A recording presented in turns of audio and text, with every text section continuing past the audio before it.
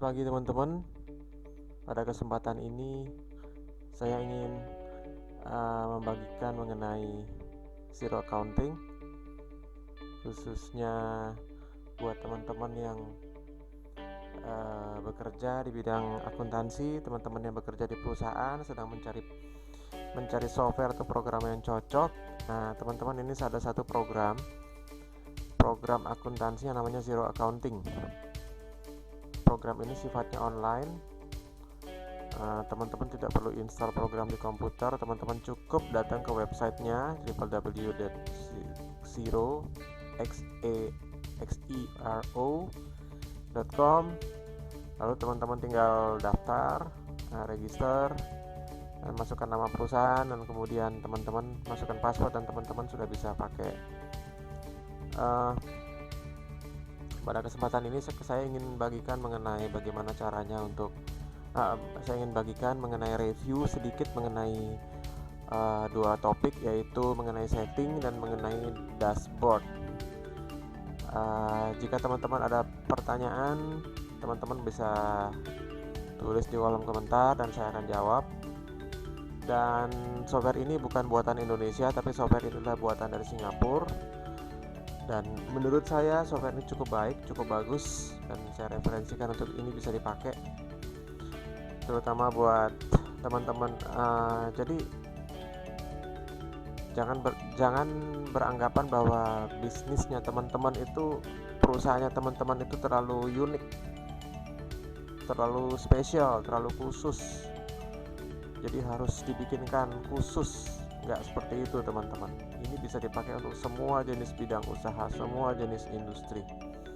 Jadi teman-teman jangan merasa dirinya terlalu unik, terlalu spesial gitu, karena nggak ada yang spesial, semuanya sama. Bisnis itu sama aja. Ada penjualan, ada pembelian, ada biaya, lalu laporannya pun sama, ada neraca, ada laporan rugi laba, seperti itu. Nah, semoga teman-teman bisa mengambil manfaat dari review yang saya lakukan. Oke teman-teman, hari ini saya akan share mengenai zero accounting. Gimana cara masuk ke zero accounting adalah pertama-tama kita ketik aja xero.com seperti ini, kemudian teman-teman enter. Dia akan masuk ke sini. Tuh, ini halamannya dia. Nah, kemudian di sini ada tombol login sebelah kanan atas, teman-teman klik, lalu klik aja ini, tuliskan emailnya dan password seperti itu. Nah, nanti teman-teman akan masuk ke ini tampilan awal dari Zero Accounting. Di sini ada nama PT, lalu ini namanya dashboard teman-teman. Ini kita klik dashboard. Nah, di sebelah kiri ini ada nama PT-nya. Kalau kita klik segitiga di samping PT, nah di sini ada nama PT, lalu di bawahnya ada files.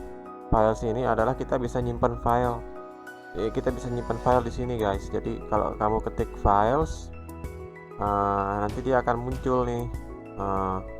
Kamu bisa nyimpan arsip-arsip. Di sini kamu bisa nyimpan bank statements, dokumen-dokumen perusahaan, lalu kontrak-kontrak, kemudian dokumen berhubungan dengan employee, lalu dokumen yang berhubungan dengan biaya-biaya, lalu dokumen yang berhubungan dengan pembelian.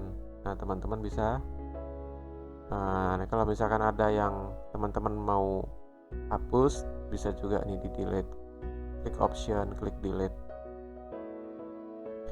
Nah, kemudian di sini ada juga setting. Sebentar, di sini di setting ini teman-teman bisa melihat ini ada organization detail. Teman-teman kalau klik, nah ini adalah berisi biodata perusahaan. Jadi ada basic information, kemudian ada penjelasan mengenai perusahaan, lalu teman-teman bisa masukin logo, kemudian alamat dan lain sebagainya. Terus di bawahnya ada users, siapa aja yang bisa masuk ke sini. Nah, kemudian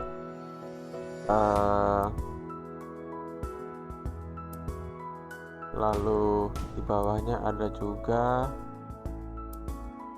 currencies.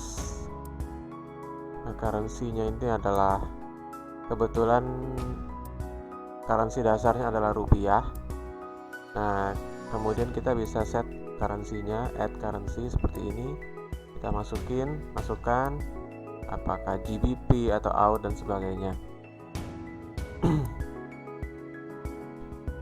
Ini currency-nya ada Japanese yen, kemudian ada ruble Rusia, ada US dollar seperti ini.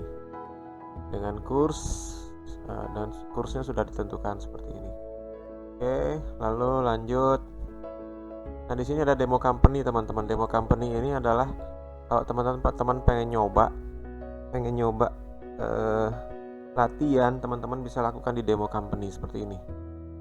Nah, teman-teman bisa latihan. Oke, kita di demo company ya. Terus lalu di setting ada juga, kalau tadi di organization detail itu ada perusahaan. Kemudian ini ada invoice setting. Invoice setting ini bagaimana Anda men-setting invoice-nya. Nah, ini bentuk-bentuk invoice-nya, ada bentuk standar, ada bentuk special, ada bentuk very orange invoice. Teman-teman bisa pilih. Teman-teman bisa edit juga. Tuh, apakah teman-teman akan menunjukkan nomor teks, menunjukkan heading dan sebagainya. Teman-teman bisa rubah ini. Terus lalu di setting juga ada payment service. Payment service-nya di sini ada PayPal,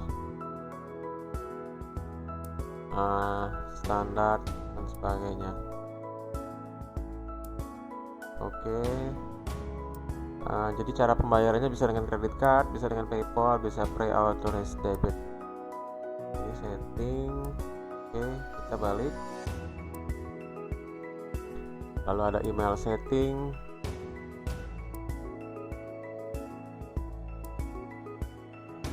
Email setting. Nah, kemudian ada juga expenses. Bagaimana Anda memanage expenses, bagaimana cara Anda memanage biaya. Oke.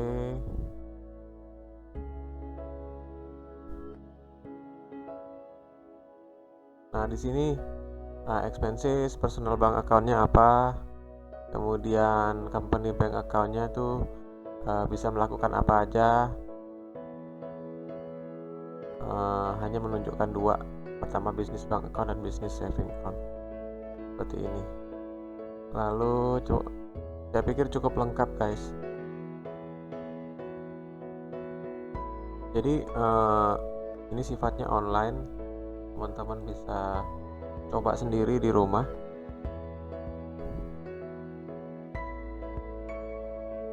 Oke,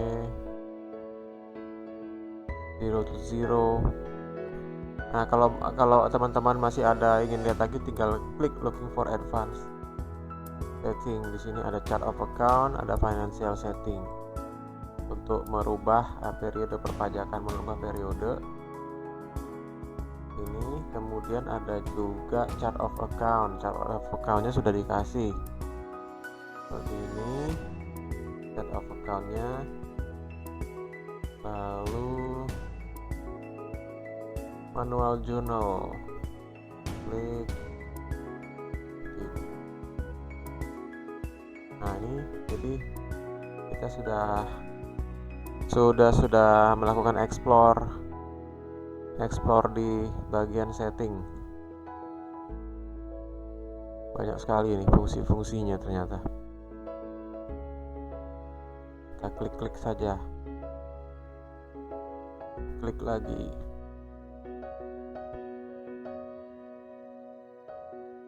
Klik lagi. Iya. Ini ada fix asset setting, teman-teman bisa melakukan setting di sini.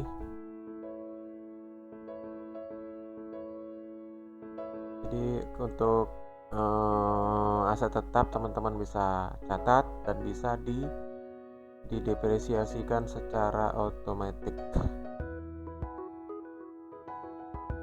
Itu teman-teman. Oke ya.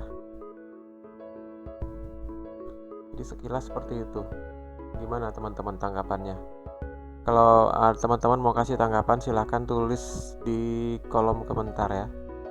Kalau mau kasih tanggapan mengenai zero accounting. Zero accounting ini menurut saya cukup bagus. Ini software untuk akuntansi yang dibuat oleh sebuah perusahaan di Singapura.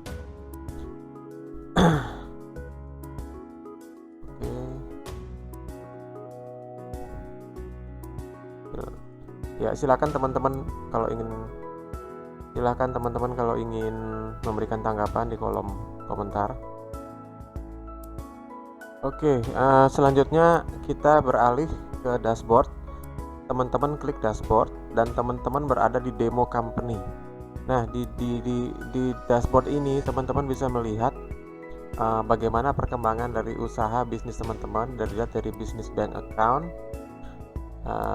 Ternyata balance-nya saldonya adalah 1760,54. Kemudian di tanggal 16 Februari menjadi 8.315,64. Jadi kalau kita lihat di grafik ini saldo banknya cenderung mengalami penurunan dari tanggal 24 Januari turun terus sampai tanggal 14 Februari turun.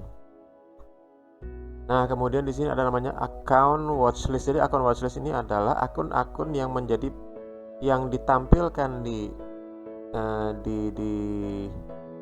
dashboard, dan ini menjadi perhatian manajemen. Jadi manajemen akan memantau akun-akun ini. Yang pertama ada advertising. Jadi nggak semuanya ditampilkan di sini, hanya yang penting-penting aja.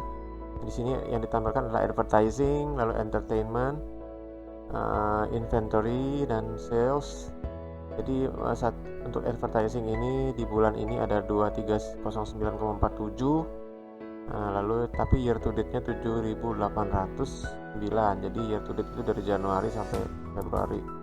This month ini Februari aja. Entertainment bulan Februari belum ada 0, tapi year to date dari Januari sampai Februari adalah 1.522. Salesnya adalah 2067,6 di bulan Februari, tapi year to date adalah 10.976,49. Lalu ini invoice out to you adalah piutang yang teman-teman punya. Piutangnya di minggu ini, this week adalah yang masih outstanding adalah 6.187. Kemudian dari tanggal 21 sampai 27 ada 2014. Oke. Nah, ada 5 yang overdue nih, harus segera di follow up nih sebesar 6.946. Jadi bagian finance-nya harus telepon customer-nya. Lalu di sini ada di sebelah kiri ada cash in and out. Jadi cash in adalah arus masuk, cash out arus keluar. Jadi di bulan Desember ini ternyata arus kas masuk 4.067, cash outnya 3.393. Jadi ada positif 664. Lalu di bulan Januari minus 104.442 karena kas masuk 11.600, keluarnya 13.069. Jadi parah banget nih.